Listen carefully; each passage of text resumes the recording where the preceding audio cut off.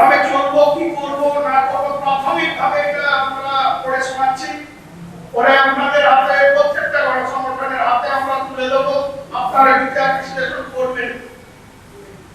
United ফোরামের guideline 1 নম্বর, United ফোরামের অধীনে সব সংগঠনগুলিকে ইউনাইটেড ফোরামের নিয়ম নীতি ও সংগঠনের সিদ্ধান্ত মেনে চলতে হবে।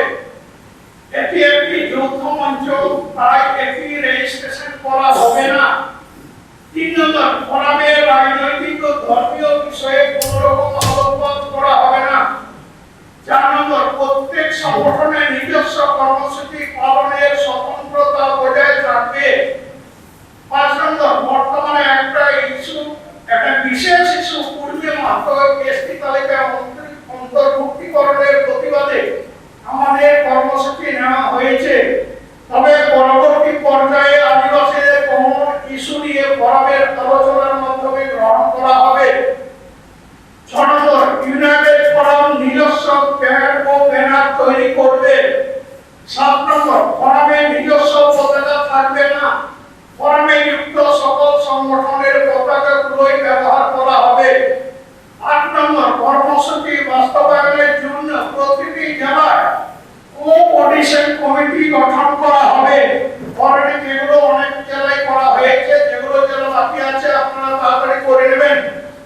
কোঅর্ডিনেশন কমিটিতে মূলত জেলার সব সংগঠন নিয়ে গঠিত হবে, তবে দক্ষ এবং যোগ্য ব্যক্তি সব সংগঠন থেকে গণতান্ত্রিক পদ্ধতিতে নেতৃত্ব বাছাই করবেন।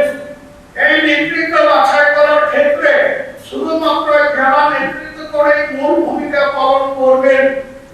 10 নম্বর, রাজ্য লেভেলের সামাজিক সংগঠনগুলোর মূলত 5 জন করে প্রতিনিধি এবং জেলা ও আঞ্চলিক সংগঠনগুলো থেকে 1 জন করে সদস্য ইউনাইটেড ফোরামের কেন্দ্রীয় কমিটিতে প্রতিনিধিত্ব করবেন।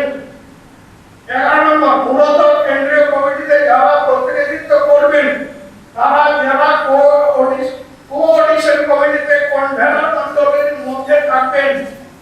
12 নম্বর, ইউনাইটেড ফোরামের কেন্দ্রীয় কমিটিতে যেমন প্রয়োজন কনভেনর থাকবেন এবং বাকি 10 থেকে 15 জন থাকবেন তারা জয়েন্ট কনভেনর। জয়েন্ট কনভেনর অনুরূপভাবে জেলা কোঅর্ডিনেশন কমিটিতে 1 জন কনভেনর ও 10 জন জয়েন্ট কনভেনর থাকবেন। 13 নম্বর, জেলাতেও কেন্দ্রীয় কমিটির মতো সব সংগঠনগুলো থেকে 1 জন করে প্রতিনিধি থাকবেন, তবে কনভেনর মণ্ডলী নিয়োগের ক্ষেত্রে কেন্দ্রীয় লেভেলের সংগঠনগুলি অগ্রাধিকার পাবে।